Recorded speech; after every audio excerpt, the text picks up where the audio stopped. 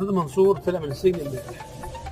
بصراحه كل الزملكاويه كانوا مستنيين ان هو يطلع ببيان ويقول فيه ان وضع نادي الزمالك حاليا مش عاجبه، وان لعيبه الزمالك مش على مستوى المطلوب، وان خروج الزمالك من افريقيا مش هيسمح بيه، وان هو الفتره الجايه يبقى في فتره تصحيح لتحسين اداء ونتائج الفريق الفتره الجايه، وفي لعيبه هتيجي على اعلى مستوى، وفي مدير فني هيجي على اعلى مستوى. كل ده ما لقيناهوش امبارح ولا كان في بيان. مرتضى منصور كل اللي طلع يتكلم فيه يقول لك يا خطيب ومش يا خطيب، واوعى تفتكر انت اللي حبستني ومش انت اللي حبستني.